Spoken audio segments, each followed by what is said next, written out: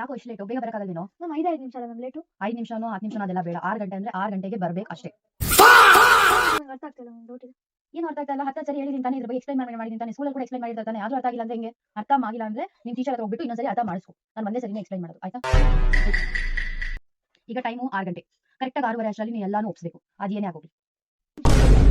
ಏನು ವಾಶ್ರೂಮ್ ಅಂತೀಯಾ? ಇನ್ನ ಬಂದು 5 ನಿಮಿಷ ಆಗಿಲ್ಲ, ಅವಾಗಲೇ ವಾಶ್ರೂಮ್ ಅಂದ್ಬಿಟ್ರೆ? Ma'am what is electricity? electricity is the ಸಸರೆ ಎಲ್ಲ ಹಾಡಾಡ್ಬಿಡು ಹೋಗ್ಲಿ ಹೇಳ್ತೀನಿ. ಏನ್ is the what? Ma'am is pinching ma'am. ಹೋಗು ಬರ್ತೀವಿ, ಹೋಗು ನೀನು. ನೀನೇನೋ ಪಿಂಚಿಂಗ್ ಅನ್ಕೊಂಡು ಬರದೇ ಅಮಾಸೆ ಹುಣ್ಣಿಮೆಗೆ ಬರ್ತೀಯಾ. ಬರೋದಿ ನಾನು ಗಿಂಚಿಂಗು ಅಂದ್ರೆ ಏನಿದು? ಟ್ಯೂಷನ್ ಏನಿದು? ಮ್ಯಾಮ್ ನಾನು ಬೇಗ ಹೋಗ್ಬೇಕಂತ ನಮ್ಮ ಮನೆಯಲ್ಲಿ ಫಂಕ್ಷನ್ ಇದೆ ಮ್ಯಾಮ್. ಏನಕ್ಕೆ ಹೋಗ್ಬೇಕಿಲ್ಲ ಫಂಕ್ಷನ್ ಇಟ್ಕೊಂಡು? 30 ದಿನ ಟ್ಯೂಷನ್ ಅಲ್ಲಿ ನೀವು ಬರದೇ 15 ದಿನ. ಮತ್ತೆ ನಾನು ಏನ್ ಹೇಳ್ಕೊಳ್ಳಿ? ಯಾವಾಗಲೂ ರಿಸಲ್ಟ್ ಬಂದಿಲ್ಲ ಅಂತ ಹೇಳಿದ್ರೆ ಬರದೇ ಯಾವಾಗ ಒಂದ್ಸರಿ ಬರ್ತೀಯಾ? ಫಂಕ್ಷನ್ ಅಂತ ಮನೆಗೆ ಹೊರಟೋಗ್ತೀಯಾ. ನಾನು ಏನ್ ಹೇಳ್ಕೊಡಕ್ಕಾಗತ್ತೆ? ಹಿಂಗ್ ಮಾಡಿದ್ರೆ ಹೆಂಗೆ?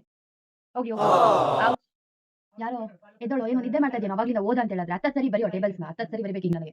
ಇಲ್ಲ ಮ್ಯಾಮ್ 10 ಸರಿ ಬರೀಲೇಬೇಕು. ಬರಿ.